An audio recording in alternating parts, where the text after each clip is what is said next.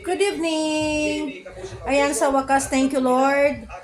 Nakapaligo na tayo kasi from morning until like 5 kanina ay sobrang, alam nyo na, puro pawis, pagod, pero worth it naman guys, marami tayong nagawa. Nakapaglaba tayo, tapos syempre, nagawa natin yung ating homemade tocino. Yan. Kanina nga chinek ko siya, ang amoy-amoy as in sobrang bango niya guys. Eto, alone, and also alone, always alone.